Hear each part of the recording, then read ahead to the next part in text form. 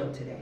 Hi everyone, this is Deemcnairontheair and we are on the air, and that's the new name of the Deemcnairontheair on the Air show. I have a very, very talented, gifted, anointed, wise young man sitting to my right, and if you're looking straight in the TV, not that cockeyed, he is on your left, and he's going to share with us today. But before he even begins, I want to tell you that Darryl Owens, Reverend Darryl Owens, is more than a reverend. He's more than a Darryl or a Mr. Owens. He is a man who has embraced a love for all of God's people, all of the community, whether you're male or female, young or a little seasoned like myself, or you're professional, you're a retiree, who or whatever you are, Mr. Owens, Reverend Owens, has declared he will go out and start to love you where you are, how you are, doing whatever you were doing. Doesn't mean he's going to condone it. But I share all of that because the first show of 2018 under Deemcnairontheair on the Air, I wanted to reach out and touch some of you all. You're grieving in many areas of your life, and today, Reverend Darryl Owens, a man who's so wise, who's so experienced, is going to give us some enlightenment on a variety of topics, all related to how you can be whole with nothing missing, nothing broken, and nothing lacking. Reverend Darryl Owens, thank you. Well, thank you. Greet the audience. Share whatever you like. I'm so glad you're here. Thank you. And good afternoon, everyone. So glad that you're joining us for this time of inspiration. And thank you so much, Deemcnairontheair, for this invitation, and for Mr. McNair, who is helping us as well. So I love the fact that you talked about grief. I am a professional, board-certified hospital chaplain and grief counselor at UNC Hospitals in Chapel Hill. And so I deal with a lot of people in crisis, and especially when it comes to grief, as you mentioned. A lot of us don't always know what to do when it comes to grief. Grief is a reaction to loss. And the loss that we may have experienced in life could have been connected to death, and it couldn't have been connected to death either. So you can experience grief in many different ways. Many people, grief happens with the breakup of a relationship, or you could have just graduated from college and moved halfway across the United States, and you're not with your own community of family and friends that you've grown up with, and you can experience grief there. Many of us have walked around with what I call a litany of grief, meaning a history of grief, level upon level upon level upon level. And when you walk around and you try to act like everything is great and you don't have any grief, grief can come out at inopportune times. We don't always know what to do with it because we don't want anybody to think we're flawed, and we want to put our best foot or our best face forward. Oh, the and latest that's not face, good. you know, we'll plaster whatever we got to plaster on for the best face forward. But you said at inopportune times, the grief will come out. It'll come out. You can be with someone else who is having some kind of experience where they're experiencing some kind of loss, and then you might be there to help them, to try to comfort them, and then when you think about the conversation, it's been all about me. I'm supposed to be helping you, but I wound up talking all about me and my stuff. That tells me I've got a lot of stuff I haven't dealt with yet, because I've not even been able to put my stuff to the side, my grief issues, my history of grief to the side, to be able to support you with what you're going through. So, for example, would that be like, let's say if I was a widow, maybe I lost my spouse 5 years ago, but I'm about to comfort another woman who's lost her husband 2 weeks ago. But if that 10-minute conversation I'm having with her is 8 minutes of me talking about my husband, whether I'm sharing positive memories or the funeral arrangements or the stresses of it, if the majority of the conversation is about my loss, I'm not really helping them, because I'm actually trying to help myself through my own grief that I thought, because I'm the married widow, you know, that's a worldly little term there, but some people call it the married widow. I'm not over it, but I look good. True. I sound good. Right. I I'm even living good off the insurance money, but I'm not over it because I'm spending too much time talking about mine. Exactly. And it doesn't mean that you ever get over grief as if it's a virus. You live with it. I in particular deal with a lot of parents whose babies have died either during the pregnancy or right afterwards.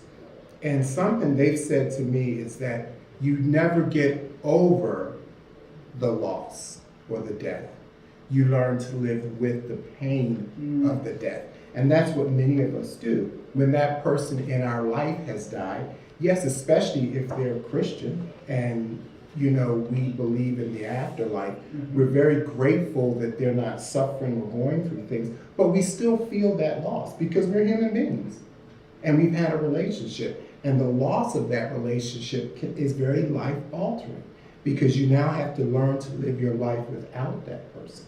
So if I'm that widower and my wife died 5 years ago, and I'm talking to another friend whose wife just died, of course it's going to trigger memories. It's going to trigger my grief. It doesn't mean that I'm unhealthy or that I'm in need of a lot of extra help, but just recognize it for what it is. But it says that if like you said in a 10-minute conversation, 8 minutes of it is about me, 2 minutes is about you, then that tells me I still have some stuff to work on, which is okay. Recognize it for what it is and then do the work. And maybe do the work together, from a female perspective. And you all know, Dee's maybe not the traditional female. One of the things I tell people sometimes when they ask me, not so much just about grief, about anything that they're going through and they ask me for help, I know I'm not perfect. And I'll say, I don't know, but I'm willing to be your partner to get some answers, to get some help. Because I would, really admonish people to say, don't always feel like you have to have the answer. And I know for a fact in listening to you, Dee may be actually off the air asking for a one-on-one counseling session because a lot of times I've had people who feel I don't grieve. And so I'd like to go back and talk about when you said most inopportune times. What is an example of this grief being demonstrated or expressed? Because a lot of people have said I don't grieve because they are looking for tears or for me to fall apart. And I've said, no, I'm processing it based on my cultural background, my upbringing, but also what allows me for my personality to have some control. And part of that is not crying every second of every hour of every day. I have found it doesn't profit me anything. Right. Versus a lot of times surrounding myself around people who have already gone through it a day ahead of me or a week ahead of me. It doesn't even have to be years. And I'm able to watch them and revalidate that it's okay what I am or am not feeling. And for me, that's my healing. But what are some of these unknown, at that moment, inopportune times that you see? What is it? Anger? Is it? It can be anger. It can be many different things. I want to go back to something you just said about the way you grieve and people judging you grieve. There are two wonderful authors who've done a lot of research together, doctors Terry Martin and Ken Doka. And Ken Doka is a clergy person as well. Okay. And they've done a lot of work together on different types of grief. There are many different grief. I belong to a national organization called ADEC, Association for Death Education and Counseling. Oh, and we've got Association for Deaf Education and Counseling. I tell you guys to always get a notepad because the whole purpose of me being here is to come into your life to jumpstart something positive. So don't worry, if you didn't have your notepad, go get it quick. But Dee will promise you I'll give you some of these resources at the end of the show. And the website is adec.org. And it will tell you a lot of information. It's a good clearinghouse for a lot of different researchers about death and dying. There are two, Doka and Martin talks about two different types of grievers. One is what we call an instrumental griever, which you just described as yourself. That instrumental griever is feeling the grief, dealing with the grief, but they may not emote it. They may not show it in tears and emotional demonstration as much. But it's inside. They're thinking it. They're working it through. I grieve that way a lot. Then there are also what we call intuitive grievers. They may emote. Intuitive grievers, you will see crying and they want to discuss it and things like that. My wife is more of an intuitive griever. Now, both the instrumental griever and the intuitive griever are not gender related. No, I will say, as you alluded to, you guys know I love having my main man in the studio, and he is behind the camera. Mm-hmm. And I hope I can just say, "Mwah, babe," but he is the intuitive griever. Mm-hmm. And I know the word, I'm the instrumental griever. Yes. And you guys may think it's silly that D is getting kind of excited about it, but you should get excited whenever you learn something new about yourself. Because the more you know about yourself, you can help someone else. That's right. You guys know I say it's not about you and it's not about me. Mm-hmm. It's all about the we. And we are so much stronger together. Learn who you are and be okay that you are changing every second. But I like having a word that I can share and start a conversation Yes. now with people when Yes. they're thinking, aren't you grieving? Yes, I am. I'm an instrumental griever. Yeah. And when they don't know, I can use the tools that help me grieve and say, Exactly. let's go learn about it together.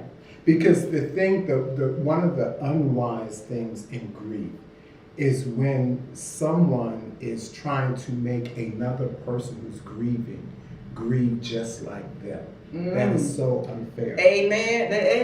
No, I won't sing. That's one of them amen moments. Amen moment. But it's very unfair because, again, if you're I've dealt with people in the hospital who said, chaplain, I think the staff thinks I'm not grieving because they don't see my tears, but I am.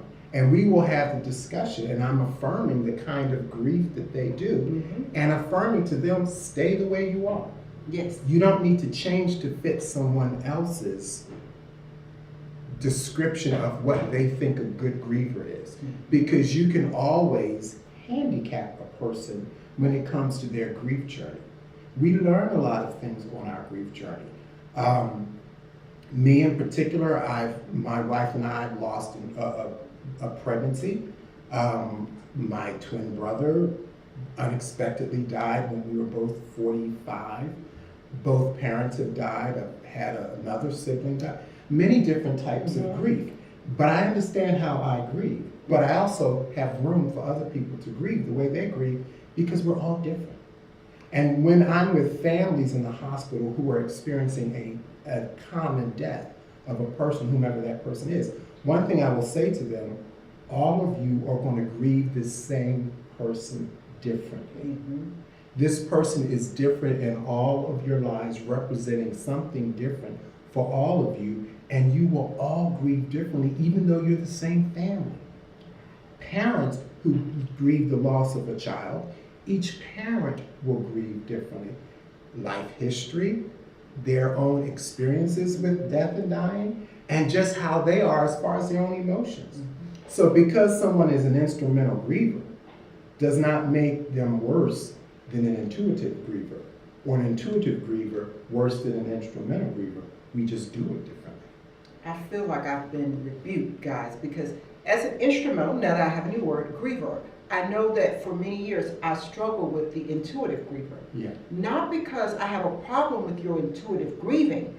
I always had people, it seemed around me, that if they were intuitive grievers, they wanted to pull me in. And of course my resistance was then to almost chastise them for not letting go and moving on. And so if you're watching and I have ever crossed your path and at any point in time made you feel like maybe you couldn't grieve as an intuitive griever, we got some new words here.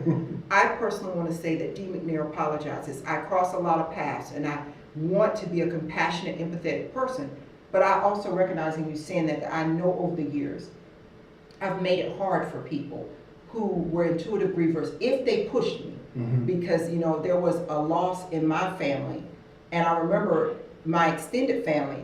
There were people at the funeral home when they had the traditional wake. Some of you all know a lot of people don't do that, but at the time they did. And one of the funeral home new staff members actually thought I worked there because I was actually walking around passing all of my own family tissues and getting the nurse for this one, and people were like, what? And I said, this is how I process it. Right. And my culture was give people their flowers while they live. Yes. For those who are familiar with the gospel evangelist Shirley Caesar. Mhm. This faded rose, mama, is all I have. Well, I was raised, you don't wait till you have a faded rose. That's right. You give your rose right now. Mhm. And if you can't buy it, I tell people it can be a picture. Mhm. It can be just sharing with someone. So all of that said, I want to apologize, and I would encourage any of you all watching us, if you've been that intuitive or instrumental griever, and you found that there was some friction Mhm. between you and some loved ones or friends, one way to heal, I believe in the grieving process, and I'm not a professionally trained, is go and make those bridges right. Yeah. Because would you agree, sometimes the grief process is even harder because of the friction and dynamics surrounding the grief. Yes. So you talked about loss of a child. Mhm. I know personally of, occasions where I've heard people say a couple struggle because maybe the husband thought the wife should have done something different, or the wife thought if he had supported her more. And so when there is a loss of a child, they are not saying that they feel that, but It's underlying. it's underlying. And so would that be a hindrance to whether you're both intuitive or instrumental, them moving through the phases? And what are those phases? So Yeah. dual question. Would that be a hindrance? And then what are some of the phases of grief? Yeah.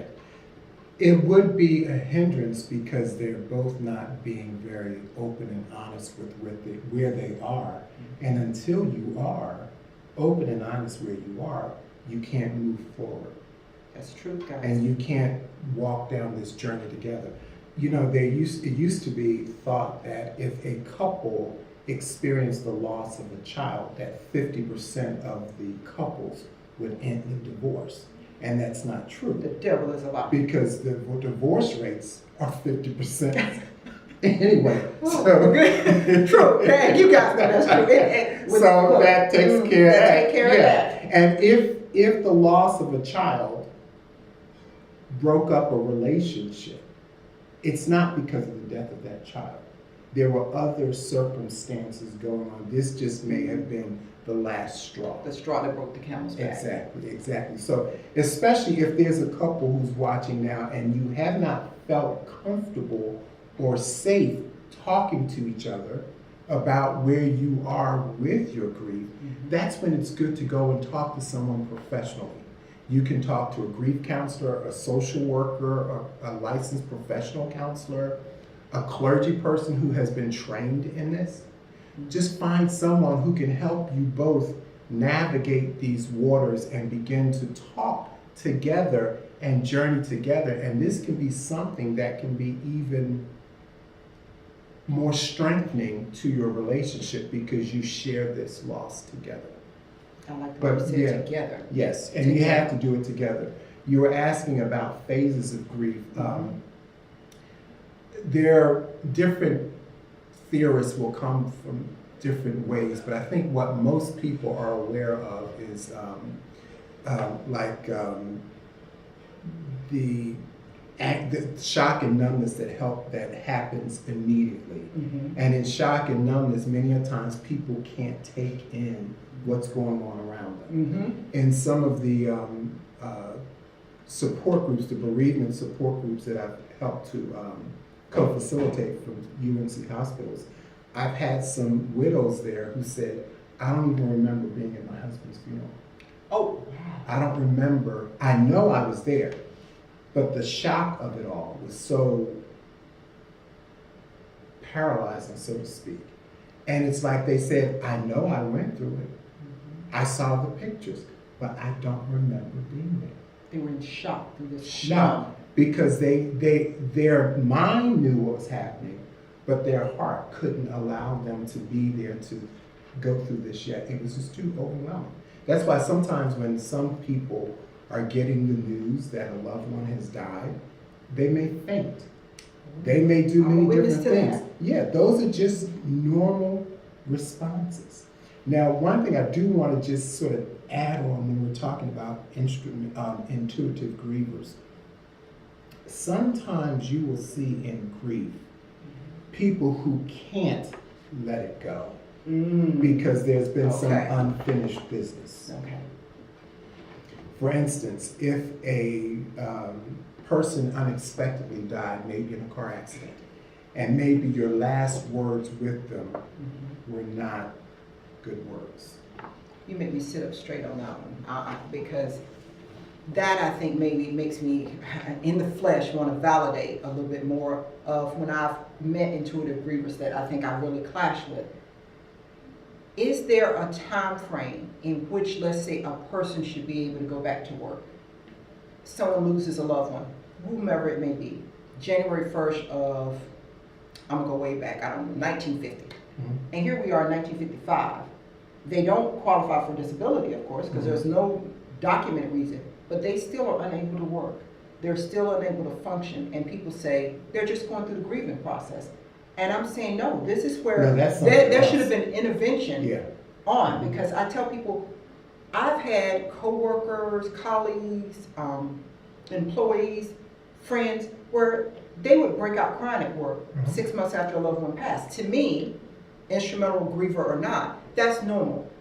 I can still cry over a dog that I lost, and you're gonna have triggers that remind you. Yeah. But I tell people, it's when you realize you've got someone who cannot consistently function at their normal, not my normal, not society's normal, but if they normally got up at 8 o'clock every morning and they went to work at 9 o'clock every morning, and they did their little girl's hair before they went to school, and they cooked 3 to 5 days a week, and they loved taking the beach vacations, and now the husband is saying, I'm doing the little girl's hair. I'm buying dinner and bringing it in every evening. I've asked her, which beach do we want to go to, and she's not engaging. I agree with you.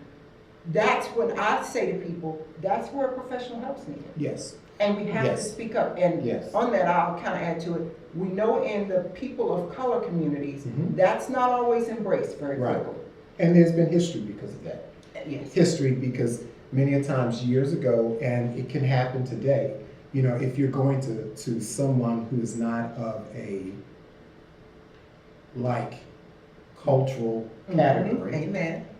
Some things may not be understood as you're sharing your story. There can be some misunderstanding, but there are many out there who can understand and still be helpful. But some people may have had a unique bad experience and have just sort of categorized everything, generalized it, saying that's the way it always is. If that's a person after 5 years cannot function to their normal level of functioning, something else is involved. And I would say it's not that there was a crossword or anything. I would think, I'm not a mental health professional, but I would think depression or something else has kicked in. Because many a times if the depression has kicked in, then it is going to be a challenge for some people in their processing grief. Yeah. And they may need some extra help. I've seen many people in our grief support groups, bereavement support groups, who have said they've gotten some slight antidepressant to help them get over some hurdles as they're trying to get to a new normal way of living. And some people are not able to sleep at night. So sometimes they've had to have a little sedative, because if they can't rest, they can't really move along this journey as they're trying to recreate their lives without this loved one, especially if the loved one who died is the one they would be talking to, normally going through this time. That's true. They don't have that person to talk to, and they're so they're confronting constantly that this person is not in my life. Many a times when people come to see me one-on-one for grief, just to do some grief support, get grief support, when I'm asking them, well, tell me about this person and what are the different functions they played in their life? What are the different roles? They were my best friend. They were the ones that I would go and talk to. I said, well, that makes sense. It makes sense. It's a challenge right now because they're the ones that would make everything all right with you by talking to you and helping you listen. You know, maybe it's grandma. And grandma always understood me. She always knew what to say. And it's grandma that I'm grieving. That's going to make it a challenge, But if for 5 years later and they're still not able to function, something else is going on. And that's when I would definitely encourage them to get some professional help. And guys, have you heard it said multiple times, professional help? Now, I'm not saying don't talk to your friends, but I've said here, you know, in the last, I think, week to 2 or 3 people who were talking about relationship advice, and I actually said, I'm not the best one to ask. I haven't been single for a lot of years. You're single. I'm not the best one to ask. And the same thing I would advise all of y'all. As Reverend Owens has said, Darryl Owens has said, he is not a mental health counselor professionally, but he is experienced with people going through grief and who, yes, maybe it has transitioned or it always was there, underlying depression, but he keeps saying professional. If you need advice, you need support, you need prayer, make sure that the people you're connecting with not only love you, but are equipped to support you down this path. It is nothing wrong with loving mom and dad, but understanding mom and dad have not been through a war. Mom and dad have not lost a child. Mom and dad been married 47 years. They've never been divorced. That they can love you, but they may not always be able to offer you everything. Let's use the example you gave of my twin brother. Yeah, every time our birthdays came up, or every time things came up where they said, you're a twin? I'm like, yes, I'm a twin. I'm like, I hope they don't ask the next question. So what does he do, or where is he? Then you have to say, well, he died. Oh, I'm so sorry. And then it's like throws a monkey wrench in the conversation. But yes, for me, I had to look at things differently because I am a twin who doesn't have a surviving twin. And so yes, it was a new normal for me. For those other examples you gave, hopefully if they're not going to get professional help, hopefully somebody in their circle of support, their community of support, can get something to help that loved one.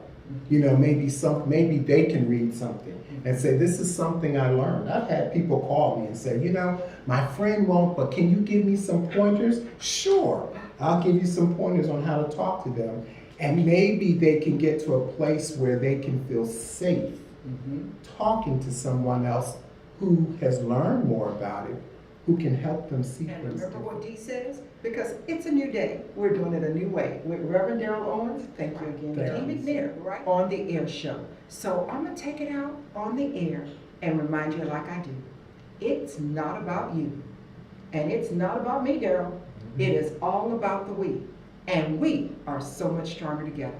Thank you for tuning in. Thank you for hanging in. And we'll see you next time.